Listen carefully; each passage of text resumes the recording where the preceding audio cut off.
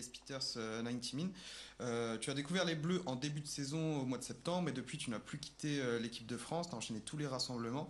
Quel bilan tu peux faire de ta première saison avec les Bleus avant le Final Four en Ligue des Nations? Merci. Bonjour, bonjour. On m'entend là? Bonjour. Oui, j'ai fait ma première sélection en septembre. Jusqu'à présent, j'y suis encore. Donc je suis très content. J'essaie de donner le meilleur de moi-même au quotidien, aux entraînements et surtout en match. Quand j'ai l'opportunité d'avoir des minutes de jeu ou quand le coach me fait confiance, j'essaie de me donner au maximum et de rester surtout moi-même. Donc je pense que je suis très content d'être là. On a une bonne équipe et j'espère qu'on ira loin ensemble.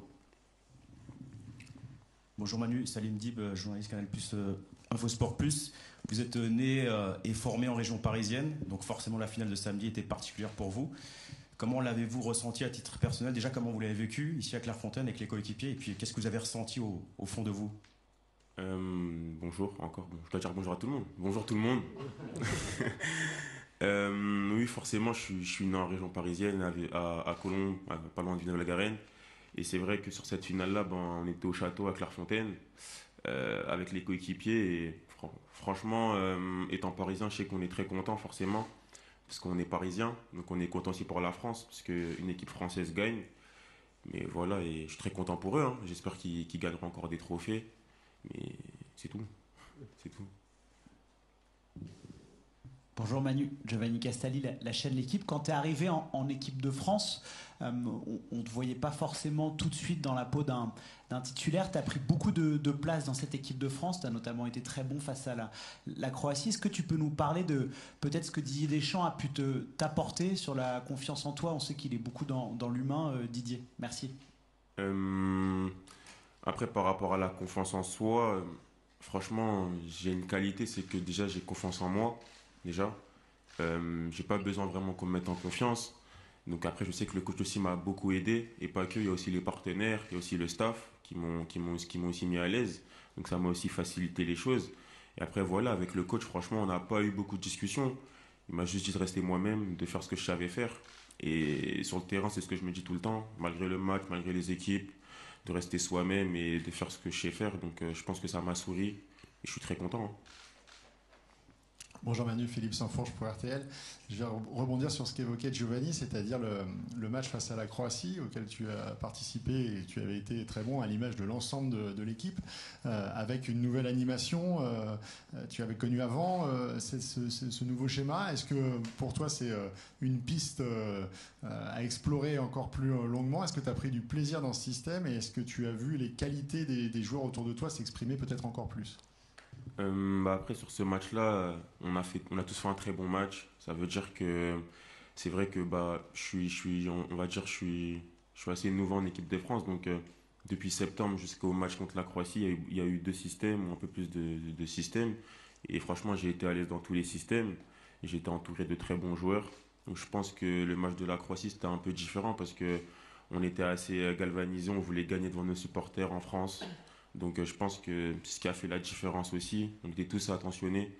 Donc je pense que sur le système, il n'y a pas vraiment de problème. Après, on a les très bons joueurs aussi, offensivement, défensivement au milieu. Donc je pense que ça nous a tous aidés et tout le monde, ça a souri à tout le monde et au final, tout le monde est content et je pense que vous êtes contents aussi, hein. Bonjour, Baptiste Després, Le Figaro. Qu'est-ce qui vous a plu dans cette finale et dans le jeu du PSG? Et est-ce que vous avez été impressionné par un secteur de jeu ou par tout simplement soit des coéquipiers ou d'autres joueurs? Bah, déjà, nos Français, nos coéquipiers, ils ont été très bons. Ça, c'est un point positif parce qu'on sait que quand ils vont revenir avec nous, ils seront encore très bons parce qu'on a besoin d'eux. Après, sur le Paris Saint-Germain, je veux dire que leur pressing, il m'a choqué.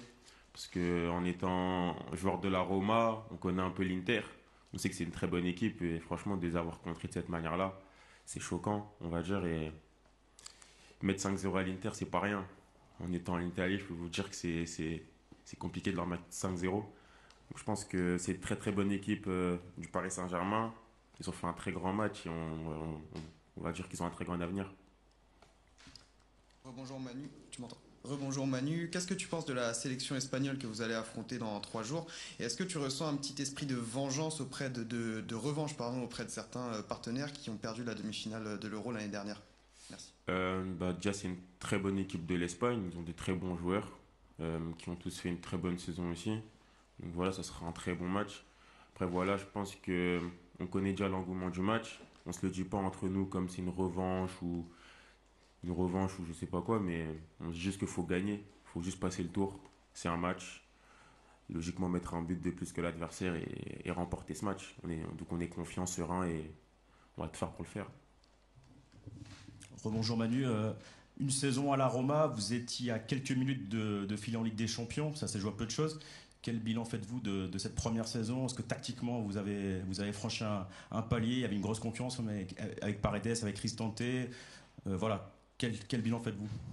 Le bilan, il est un peu, on va dire, mitigé, dans le sens où collectivement, on revient de loin déjà. On a eu 3 coachs cette saison-là. Ça veut dire qu'il y a eu différentes adaptations. Euh, il a été un peu mitigé dans le sens où aussi, j'arrive dans un nouveau club. Ça veut dire qu'il faut se faire sa place directement, il faut jouer tous les matchs avec une très forte concurrence. Après, on a eu la chance d'avoir un très bon coach, Claudio Ranieri. Je pense que vous connaissez très bien, qui est revenu et par son humilité, par son charisme, a remis toutes les choses en place. Après, on revient de très loin parce que je crois qu'on était 14e. Et je pense pas qu'un jour on aurait pensé à la Champions League. Donc, quand on voit qu'à 1 ou 2 journées, on peut jouer la Champions, nous on a fait le travail. On va dire que mes collègues Pierre, Randall et Kefren, ils n'ont pas fait le travail. Enfin, ils ont fait leur travail aussi, mais bon. C'était un peu compliqué parce que maintenant on fait l'Europa League, mais voilà. Après, c'est la vie, hein. Ça reste l'Europe.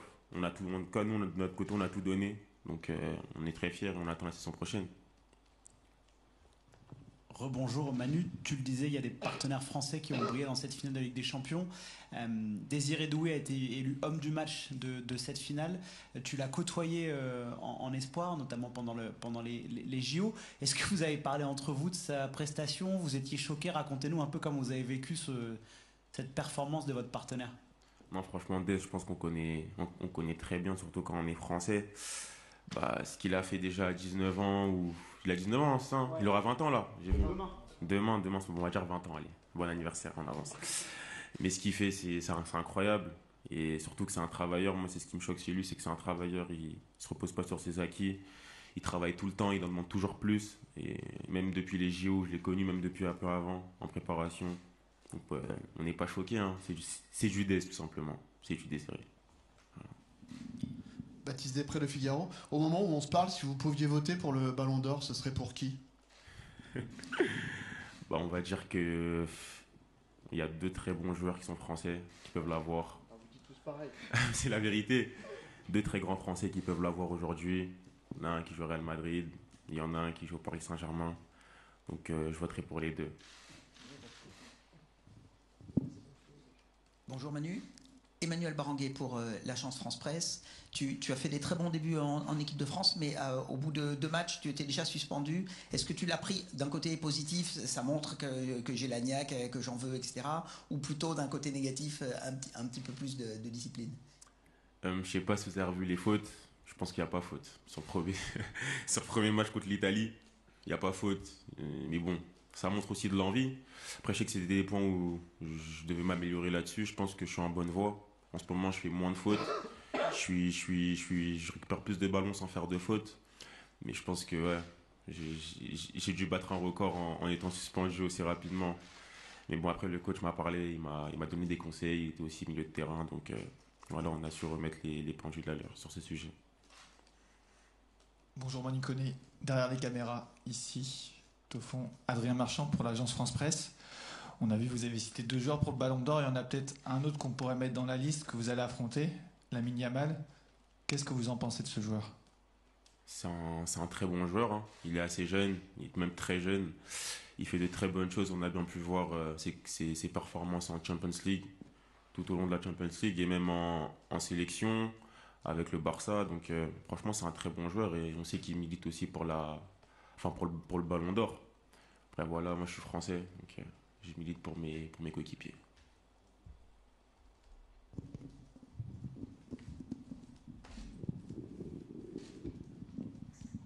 Oui, Baptiste Després, Le Figaro, vous dites que le pressing du PSG en finale était choquant.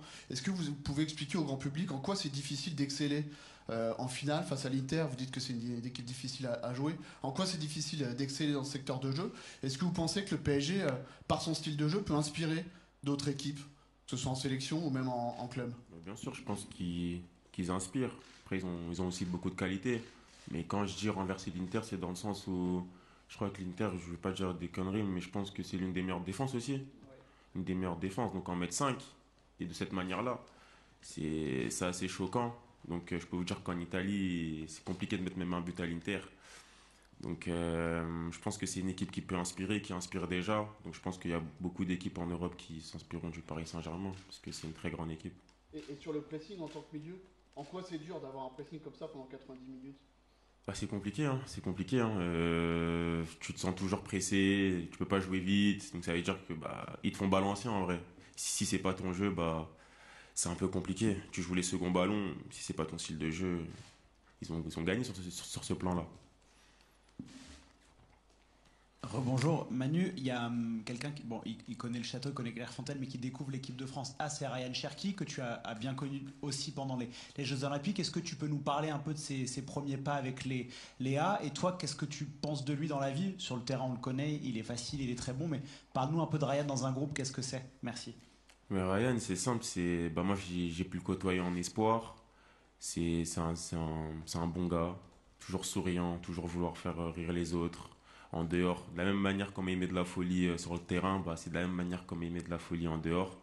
Et il est toujours simple, il est lui-même, ça veut dire que c'est ce qui fait sa personne. Et je pense qu'aujourd'hui en A aussi, il sera toujours pareil. Donc faut pas qu'il change, faut qu'il reste lui-même. Donc c'est le plus important. Est-ce qu'il y a encore une question pour Manu? Ouais.